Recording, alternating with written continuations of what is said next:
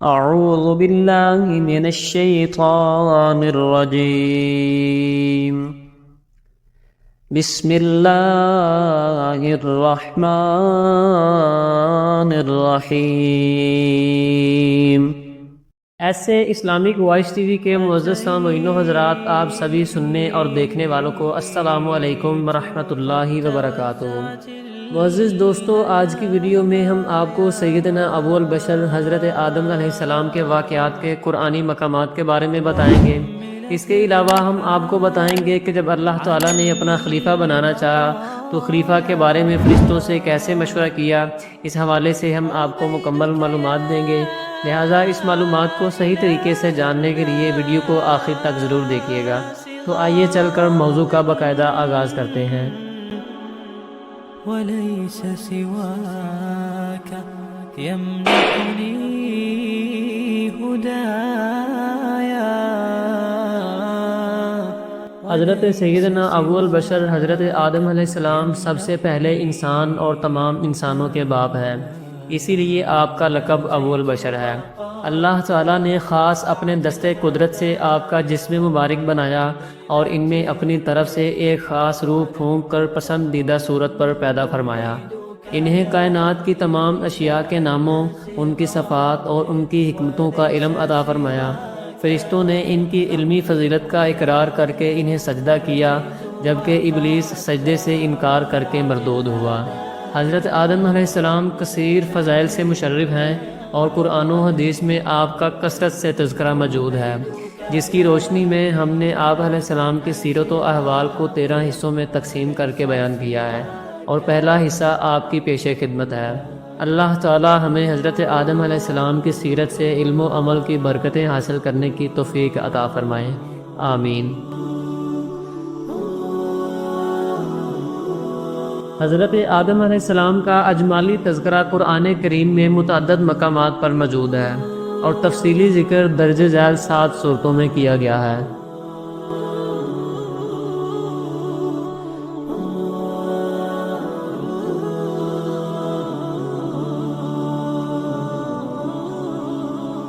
حضرت آدم علیہ السلام کی تخلیق سے پہلے اللہ تعالیٰ نے مشورے کے انداز میں فرشتوں سے کلام فرمایا۔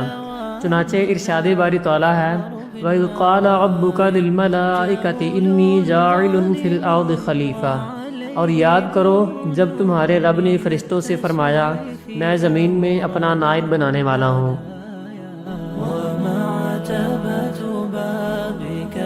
زمین میں خلیفہ بنانے کی خبر سن کر فرشتوں نے بارگاہ الہی میں عرض کی أَتَجْعَلُ فِيهَا مَن يُفْسِدُ فِيهَا وَيَسْفِكُ الدِّمَاءَ وَنَحْنُ نُسَبِّحُ بِحَمْدِكَ وَنُقَدِّسُ لَكَ، کیا تو زمین میں اسے نائب بنائے گا جو اس میں فساد پھیلائے گا اور خون بہائے گا، حالانکہ ہم تیری حمد کرتے ہوئے تیری تسبیح کرتے ہیں اور تیری پاکی بیان کرتے ہیں۔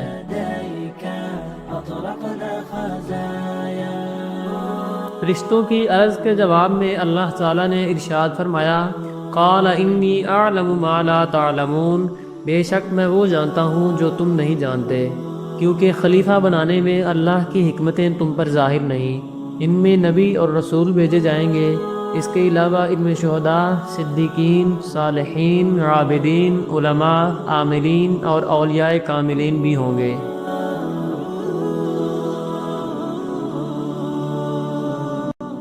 خلیفہ اسے کہتے ہیں جو احکامات جاری کرنے اور دیگر اختیارات میں اصل کا نائب ہو۔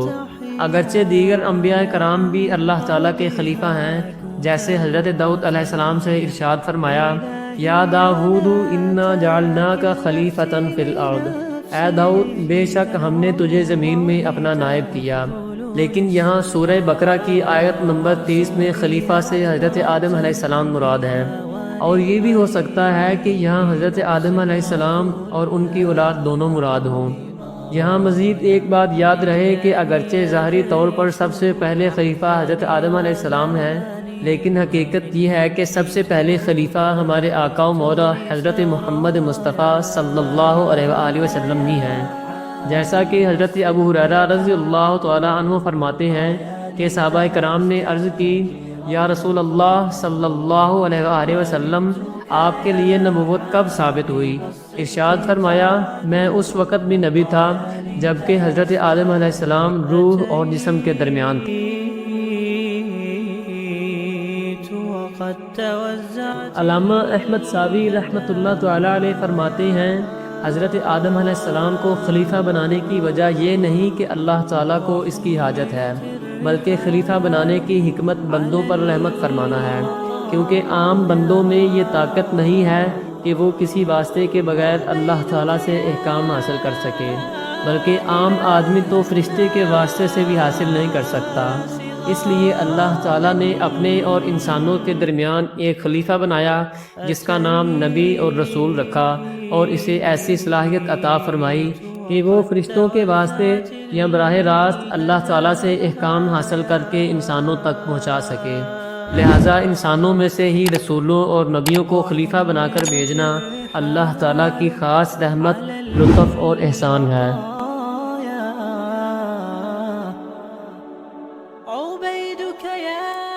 فرشتے حضرت آدم علیہ السلام کی تخلیق سے بھی پہلے سے موجود ہیں، اور حدیث پاک میں ہے فرشتوں کو نور سے پیدا فرمایا گیا۔ فرشتے نہ مرد ہیں نہ عورت، اور نہ ہی مرد و عورت کے درمیان تیسری جنس۔ اللہ تعالیٰ نے انہیں یہ طاقت دی ہے کہ جو شکل چاہیں بن جائیں، اس لیے کبھی یہ انسان کی شکل میں ظاہر ہوتے ہیں اور کبھی دوسری شکل میں۔ یہ کھانے پینے اور دیگر انسانی عوارض سے پاک اور بے نیاز ہیں۔ یہ معصوم یعنی ہر طرح کے چھوٹے بڑے گناہوں سے پاک ہیں۔ یہ وہی کرتے ہیں جو اللہ تعالیٰ انہیں حکم دے، اور جان بوجھ کر یا بھولے سے یا غلطی سے الغرض کسی طرح بھی حکم الہی کی خلاف ورزی نہیں کرتے۔ یہ خدا کے عزت والے بندے ہیں۔ قرآن میں ان کی مختلف ذمہ داریوں کا بیان ہے، جیسے روح قبض کرنا، اہل ایمان کی مدد کرنا، رسولوں کی نصرت و حمایت کرنا، وحی لانا اور کائنات کے کاموں کی تدبیر کرنا۔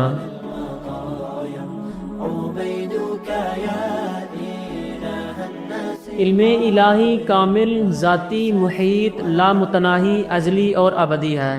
اللہ تعالیٰ مشورے کی حاجت سے پاک ہے۔ اس کے باوجود اللہ تعالیٰ نے فرشتوں کو خلیفہ بنانے کی خبر ظاہری طور پر مشورے کے انداز میں دی۔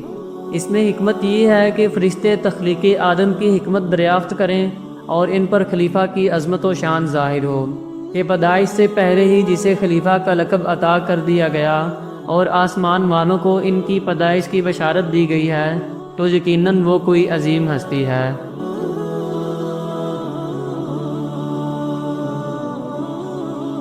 فرشتوں نے انسان کے بارے میں جو کلام کیا کہ انسان فساد کرے گا اور خون بہائے گا، اس کلام کا مقصد اللہ تعالیٰ کی تخلیق یا اللہ کی مشیت و ارادے پر اعتراض کرنا نہ تھا، اور نہ ہی انسان کے مقام و مرتبہ کا انکار مقصود تھا، اور یوں ہی انسانوں سے حسد بھی اس کا منشا نہ تھا، کیونکہ فرشتے معصوم ہیں اور ان سے امر الہی پر اعتراض یا کسی سے حسد متصور نہیں۔ ان کی عرض اظہار تعجب اور خلیفہ بنانے کی حکمت معلوم کرنے کے لیے تھی۔ گویا انہوں نے یوں عرض کی، اے اللہ، انسانوں کی پیدائش میں کیا حکمت ہے، حالانکہ یہ لوگ زمین میں فساد کریں گے اور خون بہائیں گے۔ اگر انسان کی تخلیق کا مقصد یہ ہے کہ وہ تیری عبادت کریں، تو اس کے لیے ہم موجود ہیں جو دن رات کسی کوتاہی اور اکتاہٹ کے بغیر تیری عبادت میں مشغول رہتے ہیں۔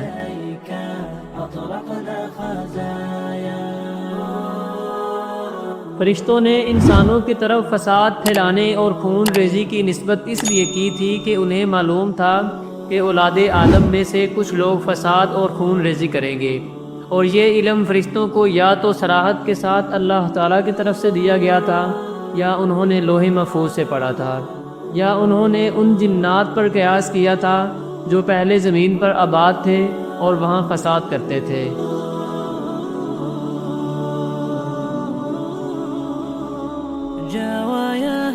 قرآن کریم میں اللہ تعالیٰ نے اپنے نائب کے لیے 4 الفاظ ذکر فرمائے ہیں۔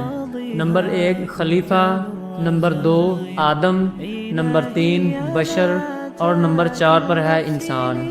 ان کی تفسیر یہ ہے کہ اللہ تعالیٰ کا نائب ہونے کے اعتبار سے آپ علیہ السلام کو خلیفہ، گندمی رنگ کی وجہ سے آدم، جسم کی ظاہری وضاقتہ اور کھال کی ساخت کے اعتبار سے بشر، اور حقیقت و ماہیت کے اعتبار سے انسان فرمایا گیا ہے۔ بني غزالي. تخلیق آدم سے پہلے اللہ تعالیٰ نے فرشتوں سے مشورے کے انداز میں کلام فرمایا. اس میں ہمارے لیے یہ تعلیم ہے کہ ہم بھی کوئی اہم کام شروع کرنے سے پہلے اپنے ماتحت افراد سے مشورہ کر لیا کریں. اس کا فائدہ یہ ہوگا کہ یا تو مزید کوئی اچھی رائے مل جائے گی جس سے کام اور زیادہ بہتر طریقے سے ہو جائے گا، یا اس کام سے متعلق ماتحت افراد کے ذہن میں موجودہ خرچ کا ازالہ ہو جائے گا.